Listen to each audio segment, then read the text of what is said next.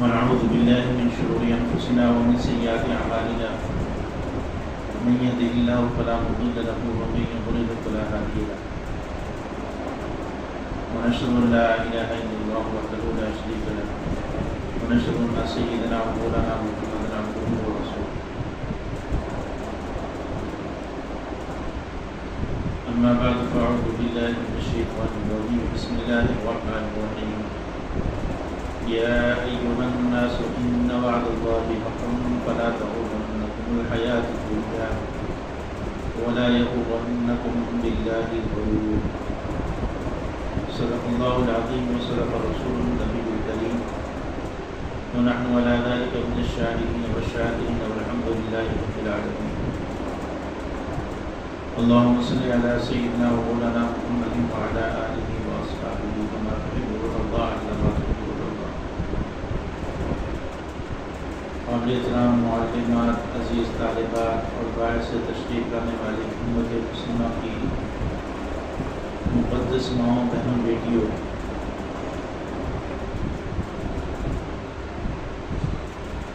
حضور صلی اللہ علیہ وسلم کی تعلیمات میں ایک سب سے اہم تعلیم، بلکہ اگر یوں کہا جائے کہ سارے دین پر عمل پر ابھارنے کے لیے اس کے بغیر سارے دین پر عمل کرنا ممکن نہیں، وہ ایک بنیادی تعلیم ہے، وہ فکر آخرت ہے، اور اللہ رب العزت کے ہاں کی بارگاہ کی پیشی اور جواب دہی کا احساس ہے۔ قرآن مجید کی آیات کا اگر ہم مطالعہ کریں تو بہت سا حصہ مختلف انداز سے اس میں اسی جانب ہمیں متوجہ کیا گیا ہے، اور حضور صلی اللہ علیہ وسلم کی حدیث مبارکہ میں بھی حضور صلی اللہ علیہ وسلم نے مختلف انداز سے صحابہ اکرام رضوان اللہ علیہم اجمعین کے سامنے اور ان کی وساطت سے اپنی امت کے سامنے اس دنیا کی حقیقت اور آخرت کے احوال آپ نے نمایاں کی ہیں۔ اور ابتدا میں سب سے زیادہ زور اسی بات پر دیا گیا، اور یہی بات ہے جو انسان کو گناہوں سے بچاتی ہے اور انسان سے گناہ چھڑاتی ہے۔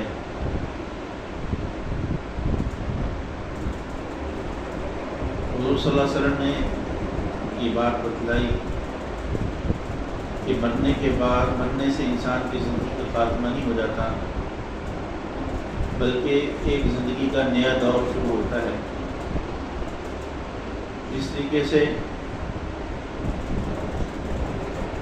بچہ جب ماں کے پیٹ میں ہوتا ہے تو اگر اس کو کوئی بتائے کہ ایک دنیا ہے اور دنیا اتنی وسیع ہے، تو ایسے اس میں بڑے بڑے پہاڑ ہیں، دریا ہیں، سمندر ہیں، بڑی بڑی کوٹیاں ہیں، سڑکیں ہیں، بڑے شہر ہیں، محلات ہیں،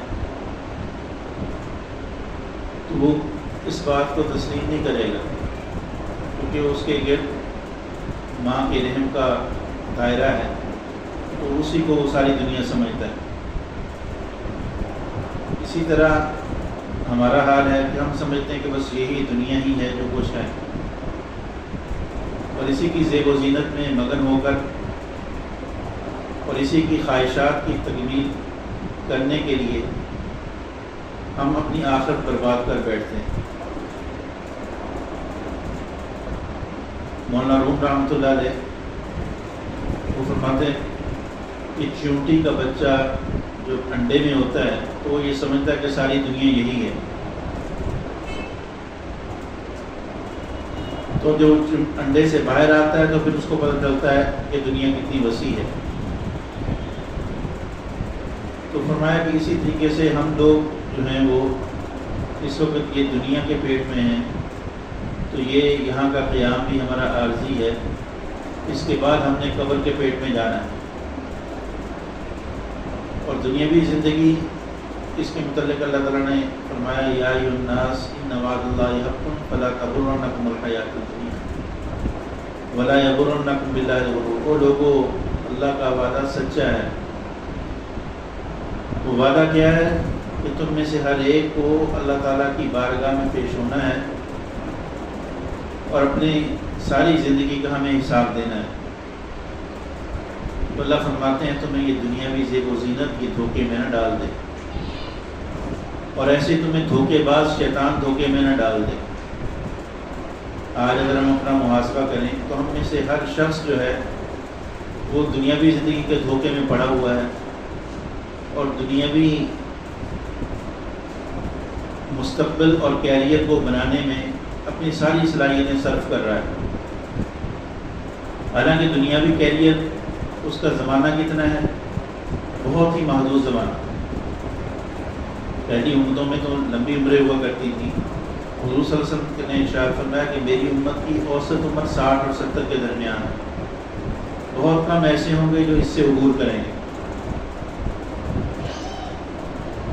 تو ہم میں سے ہر شخص جو ہے وہ اپنی عمر کا جائزہ لے لے تو ہم زندگی کا اکثر حصہ گزارے بیٹھے ہیں، اور جو بقیہ زندگی ہے اس میں بھی ہمیں فکر جو سوار ہے وہ اسی 60-70 سالہ زندگی کو بنانے کی ہے،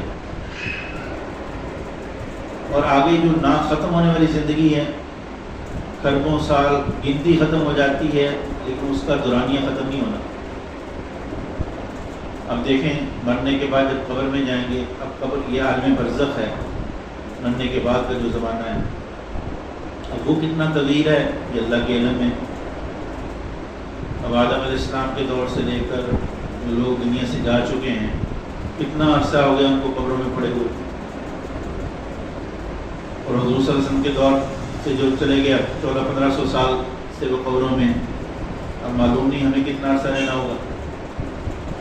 پھر اس کے بعد قبروں سے اٹھنے کے بعد قیامت کا دن ہے، عالم محشر میں ہم نے جانا، معاشر میں جمع ہونا ہے، اور وہ قیامت کا دن 50,000 سال کا ہے۔ تو اس دنیاوی زندگی کو اس ایک دن کے ساتھ بھی کوئی نسبت نہیں ہے۔ یہ 60-70 سالہ زندگی اس کے لیے چند منٹ کی طرح ہے، اور پھر اس کے بعد اپنے اپنے اعمال کے بدلے میں جو جنت میں چلا گیا یا جہنم میں چلا گیا، پھر تو موت کو بھی ذبح کر دیا جائے۔ روایات میں آتا ہے کہ موت کو مینڈے کی شکل میں لایا جائے گا، اور جنتیوں کو بھی مخاطب کیا جائے گا، جہنمیوں کو بھی۔ توجہ کرو، پوچھا جائے گا جانتے ہو یہ کیا ہے؟ سب کہیں گے موت ہے۔ تو پھر حکم ہوگا کہ اس کو ذبح کر دو۔ تو اگر خوشی سے کوئی مر جاتا تو اس دن جو ہے وہ جنتی اس بات کی خوشی سے ان پہ موت آ جاتی، اور غم کی بنا پر جو ہے اس کی خبر سن کر جو موت آتی ہے، تو اگر موت واقعی ہوتی تو جہنمیوں کو موت آ جاتی، لیکن چونکہ موت ختم ہو چکی ہوگی، اور پھر جو جنتی ہیں وہ جنت میں ہمیشہ رہیں گے، جہنمی جو ہیں وہ جہنم میں جائیں گے، اور اگر ایمان ہوگا تو اپنے اپنے گناہوں کی سزا بھگت کر پھر جنت میں جانا ہوگا۔ اب وہ معلوم نہیں کتنا عرصہ جہنم میں رہنا ہے۔ تو ایک نہ ختم ہونے والی زندگی میں سے ہم میں سے ہر ایک نے اس زندگی میں جانا ہے۔ اس کے لیے ہماری تیاری کیا ہے، ہم کیا کر رہے ہیں، اس کا ہم نے جائزہ لینا ہے۔ اب دنیاوی زندگی کو حضور صلی اللہ علیہ وسلم نے ایک مثال سے سمجھایا کہ اگر تم میں سے کوئی سمندر میں انگلی ڈبوئے، انگلی ڈبو کر اس کی انگلی پر جو پانی لگے گا یہ ہے دنیاوی زندگی، اور وہ سمندر کا پانی یہ آخرت کی زندگی۔ یہ بھی ایک صرف سمجھانے کے لیے کہا، ورنہ سمندر کا پانی بھی محدود ہے، آخرت کی زندگی تو لامحدود ہے۔ تو صحابہ کرام رضوان اللہ علیہم اجمعین کے دلوں میں حضور صلی اللہ علیہ وسلم نے اس زندگی کی اہمیت بتائی تھی، تو اس لیے ان کے ذہن پہ ہر وقت یہی فکر آخرت سوار رہتی تھی، اور وہ اسی کو بنانے کی فکر میں لگے رہتے تھے، اور اپنی زندگی کے معاملات میں اس بات کو پیش نظر رکھتے تھے کہ ہمارے کسی عمل سے ہماری آخرت متاثر نہ ہو، کیونکہ ہماری نظروں سے آخرت بالکل اوجھل ہے۔ ہم صبح سے اٹھتے ہیں، صبح کرتے ہیں، اٹھتے ہی ہمیں جو فکر دامنگیر ہوتی ہے وہی کھانا پکانا، کیا کھائیں گے، کیا پئیں گے، کیا پہنیں گے، کیسی رہائش ہونی چاہیے، کیسی سواری ہونی چاہیے. اور ہمیں اپنی اولاد کے حوالے سے بھی یہی فکر دامن کی ہے. اولاد کے مستقبل کے حوالے سے جو فکر ہے وہ یہی کہ ان کا کیریئر اچھا بن جائے. اور کیریئر کون سا؟ یہ 40 سال، 50، 60 سال، 70 سال. اور آگے جو نہ ختم ہونے والا زندگی آ رہی ہے، اور جس کا مدار ہماری یہ 50، 60، 70 سالہ زندگی پر ہے، کہ یہ ہمارا جو ہے وہ یہ امتحان کا دورانیہ ہے. آیا ہم اس میں اپنی منشا کے مطابق زندگی گزار رہے ہیں یا اللہ کے حکموں کے مطابق گزار رہے ہیں؟ اب ہم میں سے جو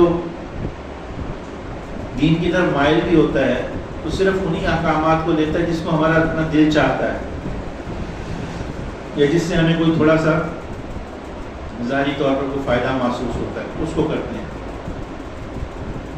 لیکن جو حکم شریعت کا طبیعت پر گراں محسوس ہوتا ہے اس کی جانب ہماری توجہ نہیں ہوتی، اس کو ہم دین ہی نہیں سمجھتے. اب جیسے پردے کا حکم خواتین کے لیے جس طریقے سے نماز فرض عین ہے، اسی طریقے سے پردہ بھی فرض عین ہے. اپنے آپ کو غیر محرم سے اپنا چھپانا، اپنے اعضائے زینت کو، چہرے کو، تو اب اس کی جانب ہماری توجہ نہیں، اس کو دین ہی نہیں سمجھتے، کیونکہ اس میں کوئی تھوڑی سی ظاہر مشقت برداشت کرنی پڑتی ہے. اور اسی طریقے سے دیگر احکام. تو دین میں کے لیے تو ہمیں حکم دیا گیا اتبعوا ما انزل الیکم من ربکم، جو بھی تمہارے رب کی طرف سے نازل کیا گیا ہے اس کی تم اتباع کرو. تو ہم اپنے اندر یہ احساس پیدا کریں کہ ہم نے آگے جہاں جانا ہے اس کی فکر ہمیں ہو، اور ہم اپنے زندگی کے معاملات میں خواہ ہمیں وہ گھر میں پیش آتے ہیں، خاوند کے ساتھ ہیں، بیوی بچوں کے ساتھ ہیں، عزیز و اقارب کے ساتھ ہیں، یا معاشرت میں دیگر لوگوں کے ساتھ جو معاملات پیش آتے ہیں، معاملات یا کاروباری معاملات ہیں، یعنی زندگی میں جو ہمیں پیش آ رہا ہے، تو یہ ایک قسم کا ہمارے لیے آزمائش ہے، امتحان ہے. اب اس میں یہ دیکھیں کہ اللہ کا حکم کیا ہے، اللہ ہم سے کیا چاہتے ہیں، اس کے مطابق زندگی گزاریں گی تو اللہ تعالیٰ اسی زندگی کو ہمارے لیے جنت کا نمونہ بنا دیں گے. اور آگے تو موجیں ہیں اسی. لیکن ہم عقل مند اسے سمجھتے ہیں، سمجھدار اسے سمجھتے ہیں تو صرف یہی 60-70 سالہ کیریئر بنانے میں لگا ہوا ہے، مال و دولت زیادہ کما لیتا ہے، یا لوگوں کو ٹھگ زیادہ لیتا ہے، یا اس نے دنیا میں عہدہ اور منصب زیادہ بڑا حاصل کر لیا. حالانکہ دنیا کی ہر چیز فانی ہے. میں نے پہلے بھی کئی دفعہ عرض کیا کہ سب سے ناقابل اعتبار چیز انسان کی زندگی ہے، کہ اس کا پل کا بھروسہ نہیں ہے. اچھا بھلا آدمی ہوتا ہے، 1 منٹ میں کوئی بیماری آتی ہے اور چلتا بند. اور اگلی زندگی کو ہم نے بس اس پر چھوڑ دیا کہ اللہ بڑے غفور الرحیم ہے. اس میں کوئی شک نہیں، اللہ تعالیٰ بڑے غفور الرحیم ہے. لیکن اس کے ساتھ ساتھ اللہ کی رحمت کو متوجہ کرنے کے لیے بھی اللہ نے کچھ اعمال دیے ہیں، اور وہ اعمال کیا ہیں؟ اللہ کا دین ہے. جتنا ہم دین پر چلیں گی اتنا ہی اللہ کی رحمت ہماری جانب متوجہ ہوگی، اور جتنا ہم دین سے دور ہوں گے اتنا ہی اللہ کی رحمت ہم سے دور ہوگی. تو یہاں یہ جو ہمارا یہ بیانات کا سلسلہ ہے، اس میں جو بنیادی چیز جس مقصد کے لیے ہم یہاں جمع ہوتی ہیں وہ یہ ہے کہ ہمارے اندر یہ فکر آخرت پیدا ہو جائے، ہم اپنے معاملات میں اس کو غالب رکھیں. اب یہ فکر آخرت ہی کا نتیجہ تھا کہ صحابہ کرام رضوان اللہ علیہم اجمعین اور خود حضور صلی اللہ علیہ وسلم کا بھی یہ حال تھا کہ کوشش یہ ہوتی تھی کہ ہماری ذات سے کسی کو تکلیف نہ پہنچے. حضور کی تعلیمات کا یہ بات نمایاں تھی. مشہور واقعہ ہے کہ حضور صلی اللہ علیہ وسلم نے وصال سے پہلے صحابہ کو جمع فرمایا زندگی میں، تو فرمایا کہ جس کسی پر میں نے کوئی زیادتی کی ہو مجھ سے بدلہ لے لو، قیامت کے دن مجھ سے نہ مطالبہ کرے. تو ایک صحابی کھڑے ہوئے عرض کی یا رسول اللہ کہ آپ نے ایک دفعہ میری چھڑی ماری تھی. تو حضور صلی اللہ علیہ وسلم نے فرمایا کہ آؤ تم مار لو چھڑی. اس کو چھڑی دی. اس نے کہا جس وقت آپ نے میری چھڑی ماری تھی وہ چھڑی حضور صلی اللہ علیہ وسلم نے مذاق میں ویسے لگائی تھی. اس وقت جو ہے میرے بدن پر قمیض اوپر کپڑا نہیں تھا اور آپ نے کپڑا پہن رکھا ہے. تو حضور صلی اللہ علیہ وسلم نے اپنی قمیص سے کپڑا اٹھا کمر سے کپڑا اٹھایا، فرمایا کہ آپ بدلہ لے لیں. تو صحابی جا کے چمٹ کے اور بوسہ لینا شروع کر دیا اس کی کمر میں. کہنے لگے یا رسول اللہ میرا تو یہ مقصد تھا.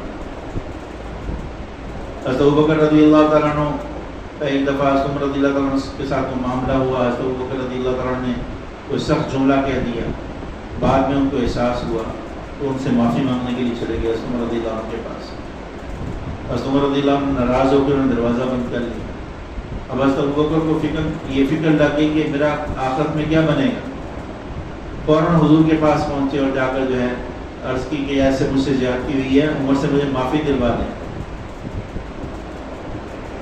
پھر حضرت عمر کو بھی احساس ہوا، حضور کی مجلس میں آیا تو حضور صلی اللہ علیہ وسلم نے حضرت عمر کو تنبیہ کرنے لگے تو حضرت ابوبکر نے عرض کی یا رسول اللہ قصور میرا ہے. تو یہ فکر تھی ان کو کہ اللہ کے آگے ہم نے جانا ہے. یہی فکر تھی کہ حضرت عائشہ رضی اللہ عنہا فرمایا کرتی تھی کاش کہ مجھے میری ماں نے جنا نہ ہوتا. اور اسی فکر کی بنا پر وہ محتاج زندگی گزارتے تھے، اور اگر کبھی بشری تقاضے کی بنا پر کوئی اونچ نیچ ہو جاتی اس وقت تک ان کو چین نہ آتا تھا جب تک کہ معافی تلافی نہ ہوتی. اللہ کے حق میں کمی ہوتی تو جب تک اللہ سے معافی نہ مانگ لیتے تو صبر نہ آتا، اور کسی بندے کی حق تلفی ہو جاتی تو جب تک اس کو راضی نہ کر لیتے تھے اس وقت تک صبر نہیں آتا. اور ہمارا حال یہ ہے کہ ہم جو ہے وہ آپس میں اکٹھے رہتے ہوئے ایک دوسرے کو جو ہے وہ تکلیف پہنچانے میں باتیں ایسی کرتے ہیں جس سے کسی کی دل آزاری ہو، اور اس کی ہمیں فکر بھی نہیں کہ اللہ کے آگے ہم نے جا کے جواب دینا ہے. ایک ایک چیز کا جو ہماری زبان سے الفاظ نکلتے ہیں ان کے متعلق بھی اللہ تعالیٰ نے پوچھنا ہے ما یلفظ من قول الا لدیہ رقیب عتید. تو صحابہ کرام رضوان اللہ علیہم اجمعین بولنے سے پہلے سوچا کرتے تھے، اور ہمارا حال یہ ہے کہ ہم بول کر بھی نہیں سوچتے کہ ہم سے کیا ہو گیا، اور ہم جو ہے وہ بلکہ فخریہ طور پر کہتے ہیں کہ فلاں نے مجھے یہ کہا میں نے اس کو یوں سنائی. یہ سمجھتے ہیں کہ ہمیں ان باتوں پر ہم سے کسی نے پوچھنا نہیں، کوئی ہم سے پوچھ نہیں سکتا. میری قابل احترام ماؤں بہنوں بیٹیوں، یہ زندگی مختصر ہے، فانی ہے. ومن حیات دنیا الا متاع الغرور، یہ دھوکے کا سماں ہے. ابھی اسی زیب و زینت میں ہم مگن ہو کر اپنی آخرت سے غافل نہ ہوں. اپنے معاملات پہ غور کریں، ہمارے اپنے بڑوں کے ساتھ کیسے معاملات ہیں، والدین کے ساتھ، سسر ساس کے ساتھ، بہن بھائیوں کے ساتھ، خاوند کے ساتھ، اور جن لوگوں کے ساتھ بھی ہمارا واسطہ پڑتا ہے کہ ہماری طرف سے کوئی ایسا معاملہ نہ ہو جو کل قیامت کے دن ہمارے لیے پکڑ کا باعث بن جائے. اور یہ احساس ہمارے اوپر ہر وقت غالب رہے کہ ہم نے اللہ کے آگے جانا ہے اور اللہ کے سامنے بارگاہ میں پیش ہونا ہے. بلکہ ہمارے ایک بزرگ کو فرمایا کرتے تھے کہ روزانہ 5 منٹ نکال کر اس بات کو سوچا کرو کہ مجھے اب قبر میں مجھے موت آ گئی، قبر میں رکھ دیا گیا، قبر میں اکیلی گئی ہوں، اپنے اعمال کے ساتھ اب فرشتوں کا سوال و جواب کا سامنا ہے، پھر ایک دن قیامت کے دن اٹھنا ہے، اللہ کے سامنے جانا ہے. اور یہ 5 چیزیں، عمر کہاں خرچ کی، جوانی کیسے گزاری، مال کہاں سے کمایا، کہاں خرچ کیا، اور اسی طریقے سے جو علم کتنا حاصل کیا، اس پہ عمل کتنا کیا. ان چیزوں کو ہم سوچیں. اگر ہم ان کے لیے سوچیں گی تو پھر ہماری زندگی محتاط ہوگی، ہماری گفتگو محتاط ہوگی، ہماری نظریں محتاط ہوگی، معاملات محتاط ہوں. اور اگر ایسے ہی غفلت میں ہم زندگی گزارتے رہے تو پھر آگے جو معاملات ہیں وہ بڑے پریشان کن ہیں. تو اس لیے اس بات کا احساس پیدا کریں، اور جیسے میں نے پہلے بھی عرض کیا، کوشش کی روزانہ اللہ سے بھی معافی مانگیں صلاۃ توبہ پڑھ کے، اور جن کے ساتھ اگر معاملات میں کمی بیشی ہو گئی ہے تو وہ بھی ان کا حق ادا کیا جائے. اگر مالی معاملات میں کمی بیشی ہے تو وہ ان کو دیں، اور اگر زبان کی کمی کوتاہی ہے تو اس سے معافی مانگیں. ہر وقت ہم تیار ہوں. جیسے سفر میں جانا ہوتا ہے، آپ کی ٹرین یا گاڑی جو ہے اس نے 10 بجے آنا ہے تو 9 بجے تیار ہو کر بیٹھ جاتے ہیں. اور جہاز پہ سفر کرنا ہے تو جہاز کی فلائٹ 1 بجے ہے تو انہوں نے 3 گھنٹے کا کہا ہے پہلے ایئرپورٹ پہ پہنچے تو ہم 4 گھنٹے پہلے پہنچتے ہیں. کہتے ہیں کہ راستے میں ہو سکتا ہے کوئی مسئلہ نہ بن جائے. تو یہاں سفر میں جانے میں اگر اونچ نیچ ہو جائے تو اس کی تلافی ہو سکتی ہے. لیکن جب ہماری آنکھیں بند ہو جائیں گی تو پھر تو ہم تلافی نہیں کر سکیں گے، نہ معافی کا موقع ملے گا، پھر تو اپنے کیے کو بھگتنا ہے۔ تو اس لیے جو ہے وہ اس سفر کی بھی ہم تیاری کریں کہ وہاں کسی وقت بھی ہمارا بلاوا آ سکتا ہے، اور روز جو اعلانات ہم سنتے ہیں کہ آج فلاں چلا گیا فلاں چلا گیا، تو ایک دن ہمارا بھی اعلان ہونا ہے۔ تو ہم جو ہے وہ ہمیشہ کی زندگی ہے اس کی فکر کریں گی، تو پھر ہم اللہ اور اللہ کے رسول کی نظروں میں بھی عقل مند ہوں گے۔ ایک دفعہ صحابہ نے رسول سے پوچھا کہ یا رسول اللہ، سب سے زیادہ عقل مند، سب سے زیادہ ہوشیار اور سب سے زیادہ دور اندیش شخص کون ہے؟ تو آپ صلی اللہ علیہ وسلم نے ارشاد فرمایا کہ موت کو سب سے زیادہ یاد رکھنے والا اور مرنے کے بعد کے لیے سب سے زیادہ تیاری کرنے والا۔ اور پوچھا کہ سب سے بڑا بیوقوف کون ہے؟ تو آپ نے موت سے سب سے زیادہ غافل جو ہے، جو جتنا غافل ہے اتنا بیوقوف ہے۔ حضرت حسن بصری رحمہ اللہ، ان سے کسی نے پوچھا کہ اگر کسی شخص نے نظر مانی ہو کہ میرا فلاں کام ہو جائے تو میں 10 عقل مندوں کو کھانا کھلاؤں گا، تو یہ کن کو کھلائے کھانا؟ فرمانے لگے کہ جو آخرت کی سب سے زیادہ تیاری کرنے والا ہے وہ عقل مند ہے، جو اللہ کو ہر موقع پر یاد رکھنے والے ہیں وہ عقل مند ہیں۔ اور قرآن مجید میں بھی اللہ تعالیٰ نے عقل مندوں نے کہا ہے الذین یذکرون اللہ قیاما وقعودا وعلی جنوبہم ویتفکرون فی خلق السماوات والارض ربنا ما خلقت ھذا باطلا سبحانک فقنا عذاب النار ان فی خلق السماوات والارض واختلاف اللیل والنہار لآیات لأولی الالباب۔ کہ عقل مندوں کے لیے نشانیاں ہیں، اور عقل مند کون ہیں؟ جو کھڑے بیٹھے لیٹے ہر حال میں اللہ کو یاد رکھتے ہیں، اللہ کو یاد کرتے ہیں۔ اب اللہ کو یاد رکھنا کرنا، ایک تو زبان سے اللہ کا ذکر وہ بھی اس میں شامل، اور ہر گھڑی میں اللہ کا جو حکم ہے اس کو پیش نظر رکھنا وہ بھی اس میں شامل۔